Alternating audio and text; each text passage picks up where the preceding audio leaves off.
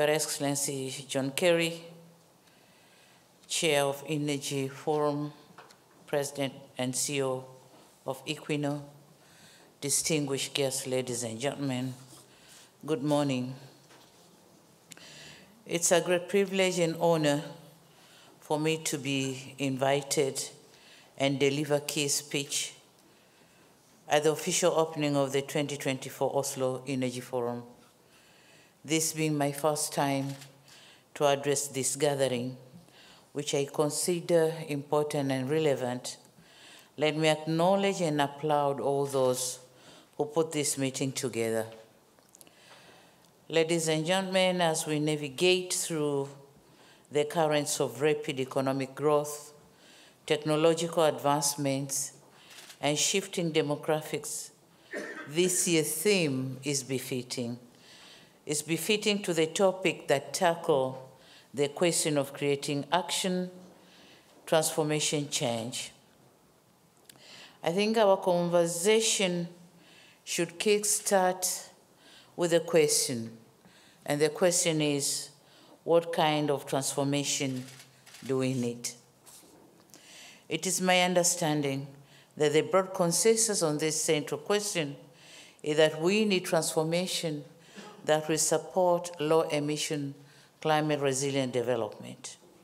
I wish to posit that attainment of this would require bold and collaborative solutions, both in public and private sector. At present, Africa contributes less than 5% of the global climate pollution. This notwithstanding, Africa suffers dearly from the effects of climate change. In my own country, Tanzania, despite our minimal contribution to global climate change, yet the net economic cost of addressing climate change is estimated to be 2 to 3% of our GDP per year. And thus, climate change is a matter of grave concern to us, the developing economies.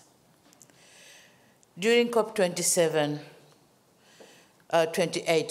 during COP28, the international community resolved, among others, to transit away from fossil fuels in the existing energy systems, with a view of achieving net zero emissions by 2050. The question here is how this transition can be a success without additional adverse effects on developing countries. We know, for instance, that greater or greener energy technology is not only more expensive, but also not readily available in the most developing countries. So for practical reasons, energy transition in developing countries should be paced and properly coordinated. That being said, however, we might not have technology for greener energy, but Africa has the raw materials needed for this purpose. For instance, 40% of global reserves of cobalt, manganese, and platinum are found in Africa. So there is a role that Africa can play in the transition towards greener energy. In creating actions for transformation change towards a low-emission development path, several things are inevitable. First and foremost, with fossil fuels being the largest source of carbon dioxide emission, our conversation must begin with underscoring the need to phase out fossil fuels. Secondly, Africa has a huge potential to contribute to a green energy transition and is a respiratory of minerals critical to the energy transition, including cobalt, copper, chromium, iron ore, platinum or platinum group metals, lithium, and rare earth metals. These resources are essential for manufacturing electric vehicle components and renewable energy technologies.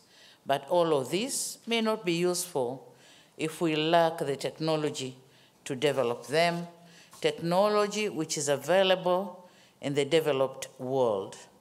We thus need to complement each other. But the question here is how? Here I wish to make the case that the partnership for green energy should be mutually beneficial. Africa needs a smarter partnership towards a green energy transition. What would this comprise of? This would entail collaboration to establish low carbon intensive manufacturing facilities within Africa, and thus veering away from the current model of raw minerals export to energy equipment import. Both the economic and environmental case can be made for processing these minerals on site in Africa. What I'm now making is the political case. Doing this would help ensure that Africa's role in the green energy transition guarantees that its vast potential is used sustainably with a poverty eradication at the fore. Thirdly, and connected to the preceding contention, Africa needs reliable and affordable greener energy technology. As I indicated earlier, Africa is currently paying dearly due to effects of climate change. Therefore, to sustainably cut them down, alternative technology should be available and affordable. And in this regard, we, the developed world, need to support, or the developed world need to support us with affordable greener energy technology. We can also collaborate on diversification of Africa's energy mix. As I said, it may not be feasible to expect Africa to transit straight to the greener energy.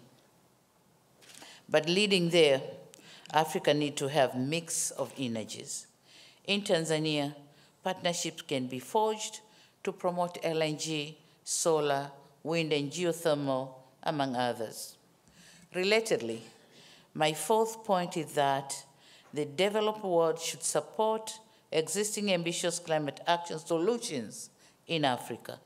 For example, Tanzania is championing, as the Prime Minister said, we are championing the African Women Clean Cooking Support Program. And this program aims at changing narratives from traditional biomass, firewood, and charcoal to more cleaner energy.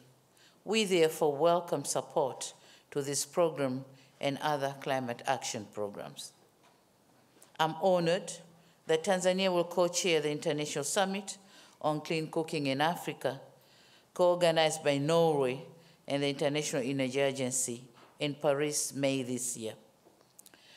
The AWCCSP program will also complement to our national strategy for clean cooking energy, aiming at ensuring that 80% of Tanzanian women use clean cooking energy by 2033.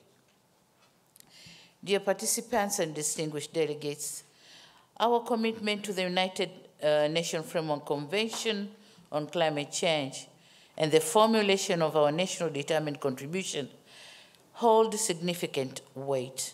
However, the question arises, where is the support for our energy sector?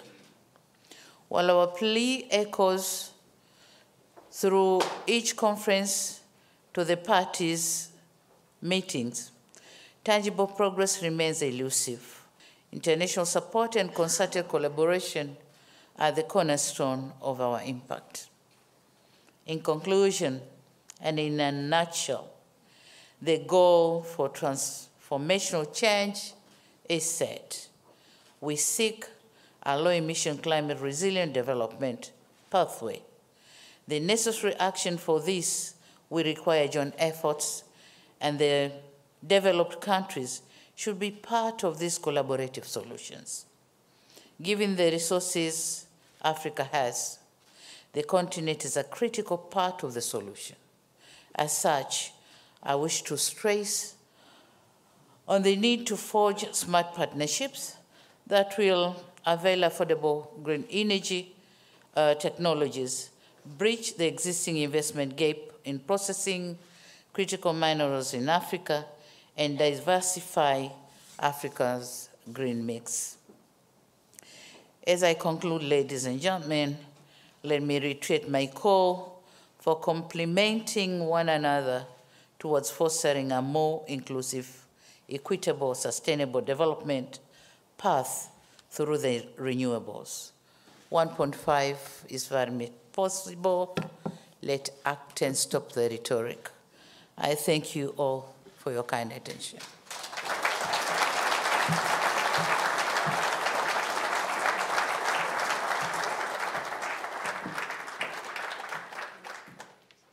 Many thanks.